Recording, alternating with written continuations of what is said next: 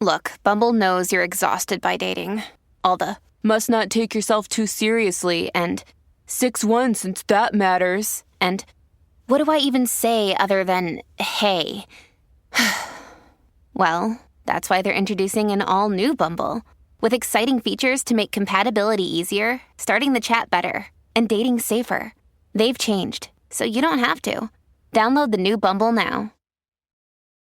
Families have a lot going on. Let Ollie help manage the mental load with new cognitive help supplements for everyone 4 and up, like delicious Lolly Focus Pops or Lolly Mellow Pops for kids. And for parents, try 3 new Brainy Chews to help you focus, chill out, or get energized. Find these cognitive health buddies for the whole fam at ollie.com. That's OLLY.com. These statements have not been evaluated by the Food and Drug Administration. This product is not intended to diagnose, treat, cure, or prevent any disease. I get a lot of questions from parents in the clinic and also texted to me. And I think one of the most common questions I'm asked by parents or even through my blog is about rolling over. Parents ask, my child rolled from front to back, but they didn't roll from back to front. They were rolling over, but now they haven't. And the other concern is, my child's like 7 months old and they haven't rolled over yet. There's a lot of concern about rolling. And it kind of boils down to when should a baby roll over and what does it mean if they don't? I'm Dr. Wendy Hunter, and I'm the pediatrician next door. I'm that doctor friend you call for practical advice about your kid's health. I mix the science of medicine with the reality of parenting. The reason this is the most common question is that most parents really follow the Milestone guidelines closely, and they know that babies should start rolling over like at around 4 months and 6 months at the latest. But these ages were set in stone and identified before babies were made to sleep on their backs. It was in the early 1990s when we were trying to prevent sudden infant death syndrome, and the recommendations were made across the country for babies to sleep on their backs because it's safer and prevents SIDS or sudden infant death. And for sure, we know now that babies who spend more time on their back reach their motor milestones later. So I'm not sure that this rolling over at 4 months is really applicable today. So we have to take this in context. There are multiple research studies that have helped us to see this pattern that babies who sleep on their back don't spend as much time on their stomachs and they roll over on average a little bit later.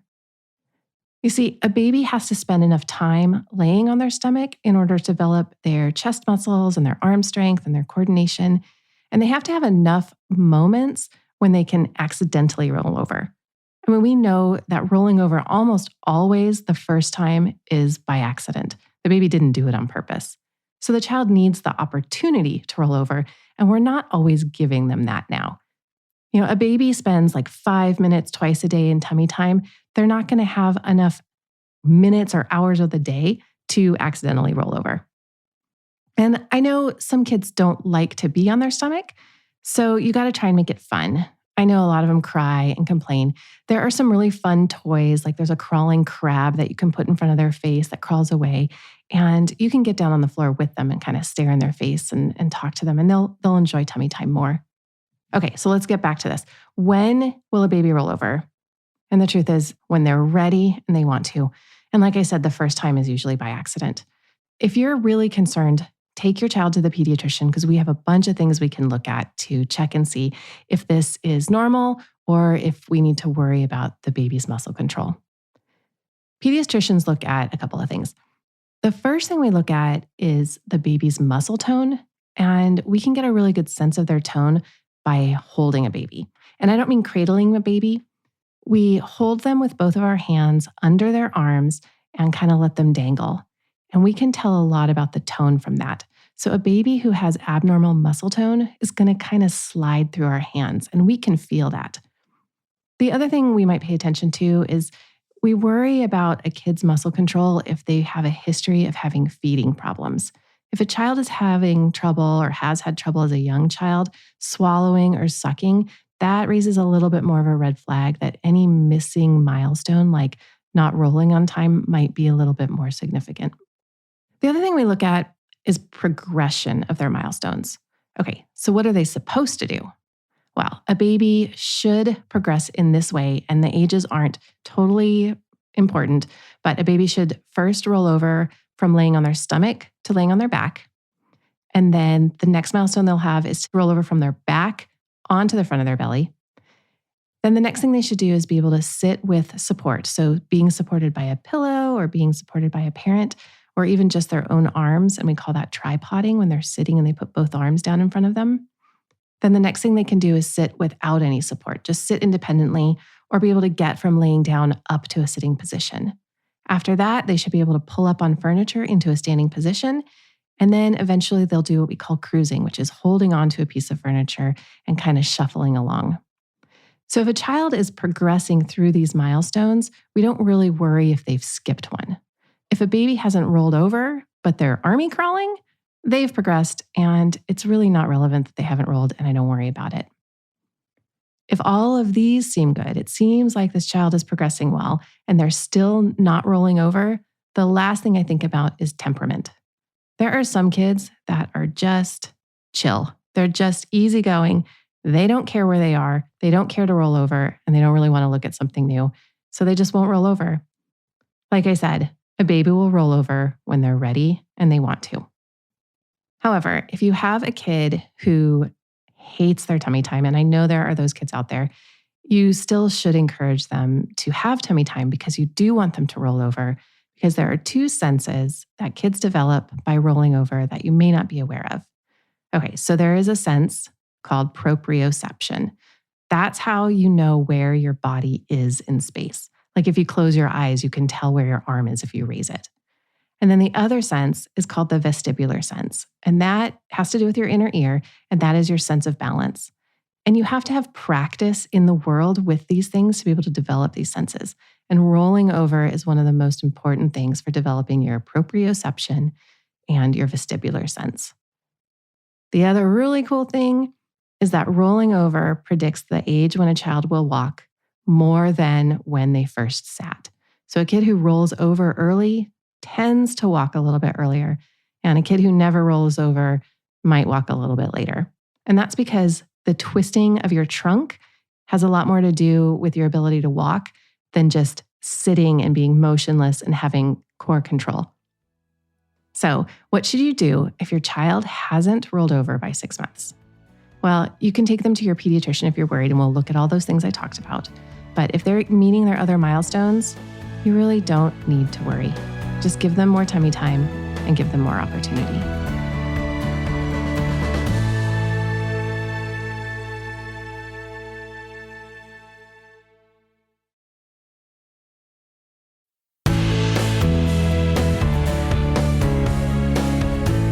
Our next question is one that it's important to know that this mother is a professional dog walker.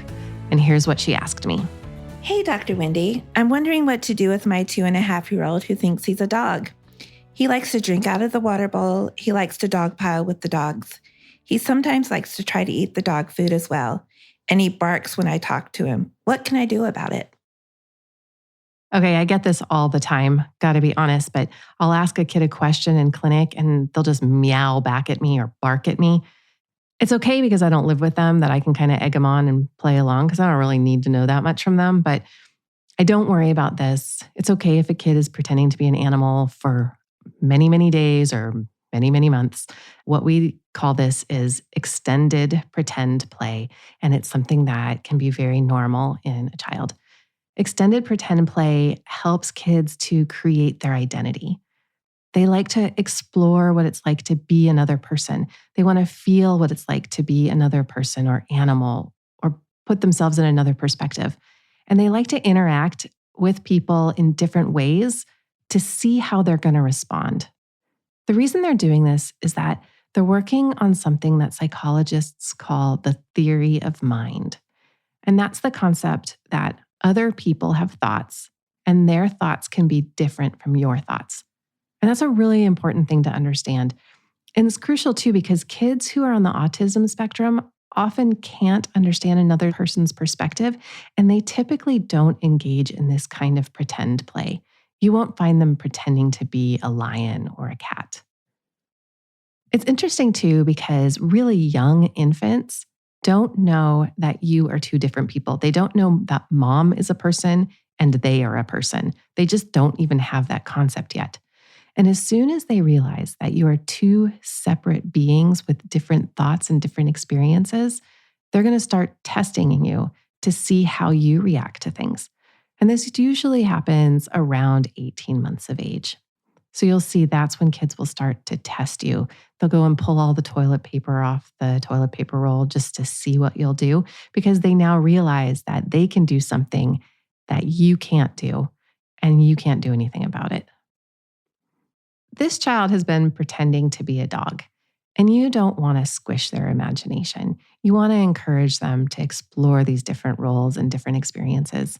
However, a lot of kids may not know when pretending is appropriate and when they maybe shouldn't do it. So you're going to have to guide them. Also, it can be extremely frustrating to try to get your toddler out the door and they are crawling around or trying to eat the dog food or barking at you and want to have nothing to do with you. This is extremely frustrating. So we're going to talk about some of the things that you can try, because getting upset with them or being frustrated can sometimes make these behaviors a lot worse and a lot more persistent. So if a child is pretending to be a dog when you really don't want them to be, when it's really inappropriate, like in church or at the grocery store, typically they're doing it for one of 4 reasons. And here are the 4 reasons your child might pretend to be an animal. First, they might be trying to avoid something. You got to ask yourself, what are they getting out of because they are a dog? Do they not have to put their shoes on because they're a dog and they have paws? The second reason is that they want to get your attention. This is all kids want. They want your positive attention. And if they're not getting your attention for the good things, they'll start doing things to annoy you just to get attention, even if it's negative attention. It's all they want. The next thing, the reasons that they might pretend to be an animal, is that they can get something they want out of it. Do they get your attention? Maybe that's what they want. Maybe they want some food. Maybe they want to get out of having to do something. The last reason is that they're trying to communicate something to you. So a common reason might be because they're shy and they want you to know they're shy and they want to pretend to be someone else. Or they don't want to go to a party. So they're trying to tell you something that they don't have the words to tell you. And it's just easier to pretend that they are a dog. The other thing is they may not have to do what you've asked them to do if they're a dog. They can't clean up their room or pick up their toys because they're a dog. So if this becomes a problem, you're going to have to set some boundaries. One way to do that is you can literally set a timer and say to your child, especially if they're over age 2, you can be a dog until this timer goes off, and then it's time to be done. And the other thing, you can set boundaries on situations. You're in church and he's playing to be a dog. You say, doggy can play when we leave the church. And the thing you want to be careful about in kids this age is they have no concept of time. So you can't tell them at 12:15 or in 10 minutes something's going to happen. They have no concept of that. So you have to tie it to something concrete, like when we walk out the door is when you can start being a dog. The other thing you can do is just act confused. So you can misinterpret their barks, for example. If your child will not respond to you and they will only meow or only bark, just pretend that you don't know what they're talking about. So if you're sitting at the dinner table and you ask them if they would like to go for a walk after dinner and they'll just bark at you, then you say, "Oh, I guess that means you don't want dessert." They might start talking in English again if they think you don't understand them. Another thing you can try if it's really driving you crazy is to take away the one thing that they want, and that is your attention. If you are just really tired of your child barking back at you and they won't talk to you, just walk away and say you'll come back when they can use human words. The other thing I've seen work is that if you bark back at them, they tend to get really frustrated and some kids will just start talking and stop barking. I think this parent also was worried about her child eating dog food and drinking out of the water dish. And these things are not dangerous. I'm not worried about her getting a disease, but it can be really frustrating. And I do kind of wonder if this child is trying to get attention from mom because she's a dog walker. And he knows that she gives more attention to the dogs when they're barking and when they're rowdy. And he's just testing this out. One time you do want to worry is if the behavior is impacting your child's daily activities. Are they having trouble making friends? Are they having trouble eating or sleeping? Or they're not going outside or not getting dressed because they're pretending to be an animal? That would be a little bit too extreme and might be something you'd want to talk to your pediatrician about. And then the last thing that really should be worrisome is if your child seems stuck in role playing, especially if they're role playing an accident or a trauma they've witnessed or is fixated on something like getting injured. There's something they're worried about and they keep playing the scenario over and over in their head. And in this scenario, you may want to get some outside help. But one thing that can work is that you join the pretend. And if they're playing out something that was an accident or trauma, pretend to have someone show up who can help. And they may be able to incorporate that and help them to heal. These are both great questions. What to do when your child won't roll over and what to do if your child is insisting on pretending to be a dog. Parents worry a lot about their kids' behavior and they want to make sure that they're right on track. And there are a lot of guides to what milestones are appropriate and when they should happen, but you do have to understand the context in which these things are happening. And it really helps to understand the child's mind, what they're capable of, what their body is capable of, in order to really comprehend what you can expect them to do. I love to think about these kinds of things, what kids are capable of doing, and then what we see in the real world. So please send me your questions. You can email me at hello@pediatriciannextdoorpodcast.com or go to my website, drwendyhunter.com, and submit your question there. For more from the Pediatrician Next Door, find me on the web at pediatriciannextdoorpodcast.com. If you've got a question about the weird things kids do, send an email to hello@pediatriciannextdoorpodcast.com for a chance to hear your voice on the show. I'm Dr. Wendy Hunter, and I'm the Pediatrician Next Door. This show is produced by Red Rock Music. Make sure to subscribe and leave a review wherever it is you're listening. I'll be back next time with more.